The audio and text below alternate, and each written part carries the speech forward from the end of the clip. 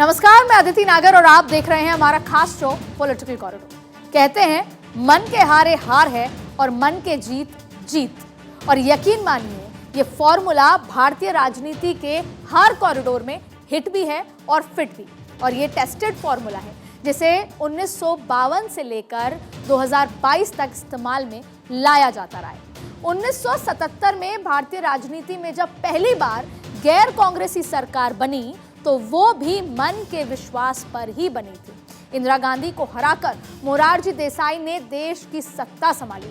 भारतीय राजनीति के इतिहास में फिर 41 साल बाद वो मोड़ आया है जिसे जनता के मन का पूर्ण विश्वास दिखा, जब पहली बार 2024 में कोई गैर कांग्रेसी पूर्ण बहुमत वाली सरकार सत्ता में आई।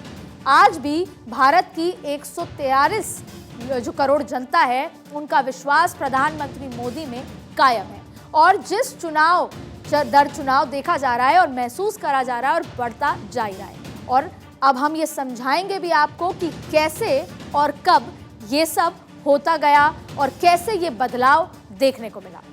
आज पॉलिटिकल कॉरिडोर में चर्चा, बहस, पॉलिटिकल पोस्टमार्टम और एनालिसिस इसी प्रोसेस पर की जाएगी कि आखिर कैसे नई सदी में भारतीय राजनीति में मोदी सेंट्रिक पूरी भारतीय राजनीति होती जा रही है। कैसे पीएम मोदी को राजनीति का पुरोधा बना दिया गया, तो क्या हमारी राजनीति व्यक्ति विशेष पर केंद्रित हो गई है? तो इसका जवाब है नहीं, क्योंकि लोकतंत्र में व्यक्ति का नहीं बल्कि बहुमत का विचार सर्वोपरि है। और आज प्रधानमंत्री मोदी के व्यक्तित्व में 143 करोड़ भारतीयों का विश्वास हर मंच पर झलकता नजर आता है।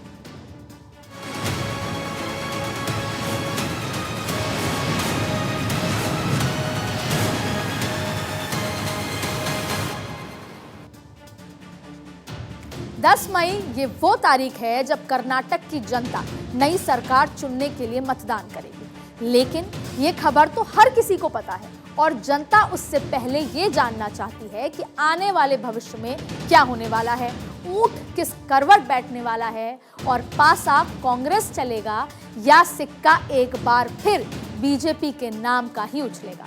अब पॉलिटिकल कॉरिडोर तो आपको अंदर की खबर लेकर आता है, राजनीति के गलियारों में जो पक रहा होता है उसकी खुशबू के बारे में बताता है। तो कुछ ऐसा ही ट्विस्ट इस बार कर्नाटक चुनाव में भी देखने को मिलेगा। राजनीति के पंडित और ओपिनियन पोल्स ने बढ़त और खींचतान और कांटे की टक्कर जैसी हेडलाइंस बनाकर तमाम खबरें आप तक पहुंचा दी हैं, लेकिन असल मिजाज तो केवल कर्नाटक की जनता ही तय करेगी, वो भी 13 मई को। चुनावी माहौल काफी गर्म है। पहले खबरें आई कि कर्नाटक की लड़ाई में बीजेपी पीछे चल रही है। ओपिनियन पोल्स के माध्यम से ये बात को परखा भी खूब गया, लेकिन भारतीय राजनीति में चुनाव की अपनी लहर, तैयारियां और आंधी होती है जो तय वक्त और म्याद पर ही आती है। अब इससे पहले, क्योंकि पॉलिटिकल कॉरिडोर में आपको इनसाइट्स बताते हैं, तो बताना चाहूंगी कि जब टिकट वितरण नहीं हुआ था तो भारतीय जनता पार्टी ने अपना एक सर्वे कराया। सर्वे में 75 से 79 तक की टिकट जो सीट्स हैं वो भारतीय जनता पार्टी के झोली में आ रही थी और जाहिर तौर पे ये चिंताजनक आंकड़ा था, लेकिन तब तक टिकट बंटवारा नहीं हुआ। भाजपा कैसे काम करती है और नरेंद्र मोदी कैसे चीज़ों को बदलने का काम करते हैं, उस बारे में आपको ये पूरी जानकारी दी जा रही है। दरअसल हुआ ऐसा कि जब ये सर्वे आया उसके बाद टिकट बंटवारा हुआ तो यहाँ तक कि टिकट बंटवारे के बाद भी प्रधानमंत्री मोदी ने कई चीजों पर, टिकट पर, प्रत्याशी पर रिव्यू करने की बात कही। दरअसल बीएल संतोष जो कि राष्ट्रीय संगठन मंत्री हैं, वो कर्नाटक से आते हैं और उनके ऊपर कर्नाटक चुनाव की जिम्मेदारी थोड़ी ज्यादा हो जाती है। सबके साथ साथ अमित शाह की भी जिम्मेदारी है, तो जेपी नड्डा की भी है, तो बीएल संतोष की भी हो जाती है। ऐसे में 75 से 79 के आंकड़े को अब कुछ समय पहले 90 तक ले जा चुके हैं। और साथ में एक बड़ी चीज यहाँ पर है कि आम आदमी पार्टी 212 सीटों पर चुनाव लड़ रही है, वहीं ओवैसी भी चुनाव लड़ रहे हैं, वहीं बीआरएस भी जो बाहरी इलाके हैं, जो बॉर्डर पे हैं, वहां पर भी चुनाव लड़ रही है। यानी ये तमाम लोग वोट काटने का काम करेंगे कांग्रेस का। ऐसे में जहां कांग्रेस खुद को कॉन्फिडेंट बता रही है, वो ये क्या कुछ इसके समीकरण बैठते हैं ये आने वाला वक्त बताएगा।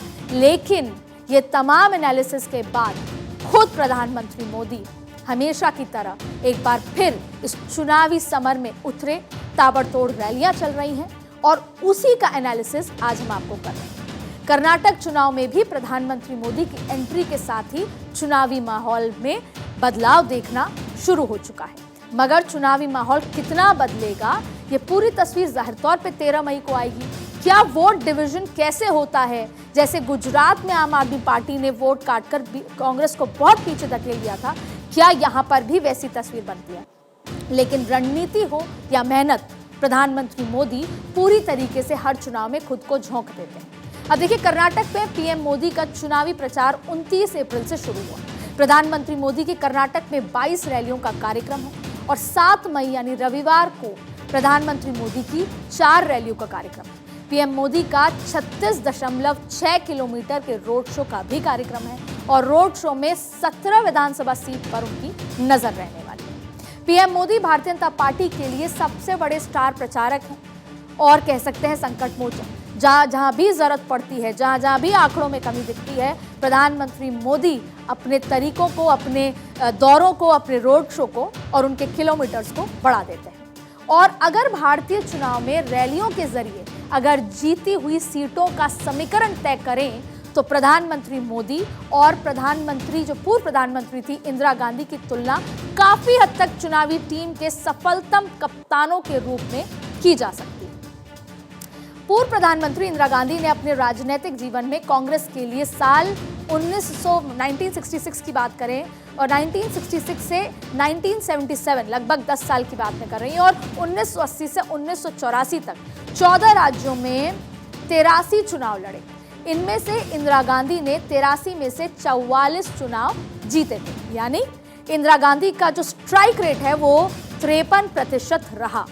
और इसका यह भी मतलब है कि इंदिरा गांधी के सामने उस समय जिस भी चुनावी राजनीतिक दल ने चुनाव लड़ा या नेता ने चुनाव लड़ा, वो हारते हुए ही दिखाई देते थे। वही मौजूदा प्रधानमंत्री नरेंद्र मोदी की चुनावी जीत की बात करें तो अब तक प्रधानमंत्री के चेहरे पर बीजेपी ने 2002 से 2022 तक 57 चुनाव लड़ चुकी है। अब बीजेपी ने 57 चुनाव में से 32 चुनाव में जीत हासिल की है। आंकड़े इसलिए बताने जरूरी हैं क्योंकि हम पूरी रिसर्च के साथ आपको बता रहे हैं कि ये आंकड़े क्या कुछ भविष्य की तस्वीर लेकर आते हैं। और इनमें से 5 एनडीए ने भी जीत इसमें शामिल थी। यानी मोदी का स्ट्राइक रेट 56% है। प्रधानमंत्री मोदी का विनिंग स्ट्राइक रेट पूर्व प्रधानमंत्री इंदिरा गांधी के मुकाबले 3% अधिक है। वैसे तो ये दोनों ही प्रधानमंत्री दो अलग अलग राजनीतिक विचार और राजनीतिक पार्टी से आते हैं। दोनों का अपना अलग अलग अंदाज था, अलग अलग दौर रहा है, लेकिन सफलता दोनों ने अपने अपने खेमे के लिए खूब कमाई। प्रधानमंत्री मोदी का यही विनिंग स्ट्राइक जो पूरी रेट है, उनकी विनिंग स्ट्राइक रेट उनको भारतीय जनता पार्टी के लिए अहम ही नहीं बल्कि तुरुप का इक्का बना देती है। यही वजह है कि कर्नाटक में जो कुछ था और जो कुछ अब प्रधानमंत्री मोदी अपनी रैलियों से बदल रहे हैं और जो कुछ 13 मई को आएगा वो सब एक दूसरे से जुड़ा हुआ होगा। 2014 में प्रधानमंत्री मोदी पहली बार देश के पीएम बने। मोदी के पीएम बनने से पहले, गौर फरमाइएगा, मोदी के पीएम बनने से पहले भारतीय जनता पार्टी 21% क्षेत्र में काबिज थी। मार्च 2018 में मोदी के नेतृत्व में बीजेपी का हिस्सा 76% पहुंच गया और जो आज, अब अगर टोटल बात करें कि आज की तारीख में इतने पिछले 9 सालों में बीजेपी 44% क्षेत्र में काबिज है। यानी 50% से ज्यादा आबादी पर बीजेपी शासन है। अब 2014 के बाद से अगर बीजेपी की स्थिति इतनी मजबूत हुई है तो उसके पीछे प्रधानमंत्री मोदी का चेहरा है, उनकी मेहनत है, स्ट्रैटेजी है और उनकी राजनीतिक रणनीति है। चुनावी मैनेजमेंट के साथ कार्यकर्ताओं का परिश्रम है। प्रधानमंत्री मोदी की सफलता का राज सबसे बड़ा ये भी है कि वो अपनी रणनीति जितनी स्पष्ट रखते हैं उससे ज्यादा सरल रहती है और डायरेक्ट जनता से जुड़ाव वाली रहती है। इसीलिए हर किसी के दिल और दिमाग में वो उतर भी जाती है। पुराने चुनावी आंकड़ों पर थोड़ा अगर सभी गौर फरमाएं तो पाएंगे कि एक बड़ी एनालिसिस जो भले ही भारतीय जनता के सामने न दिखती हो, लेकिन जब समग्र रूप से हम आपको वो दिखाएंगे तो खुद समझ जाएंगे कि क्यों प्रधानमंत्री मोदी भारतीय जनता पार्टी के लिए संकट मोचक है। और संकट मोचक ही नहीं बल्कि संजीवनी बूटी का भी काम करते रहे। भारतीय चुनाव में अभी तो यही लगता है कि पीएम मोदी को चुनावी मैदान में चुनौती देने में अभी कोई सक्षम नहीं है, वो बहुत मुश्किल है। 2019 में पीएम मोदी का स्ट्राइक रेट 80% से ज्यादा रहा। प्रधानमंत्री मोदी ने 2019 में 142 सार्वजनिक रैलियां करी। 142 रैलियों में से 114 सीटें बीजेपी ने जीती। प्रधानमंत्री मोदी ने 4 रोड शो भी किए थे, यानी 33% रैलियां यूपी और बंगाल में की गई। दोनों जगहों पर बीजेपी ने अभूतपूर्व सफलता पाई। ये तो रहा 2019 के आम चुनाव में पीएम मोदी के नेतृत्व में लड़े हुए चुनाव की स्थिति, जो 2018 और 2017 के राज्यों के विधानसभा चुनाव के मुकाबले काफी ज्यादा सुधरी थी।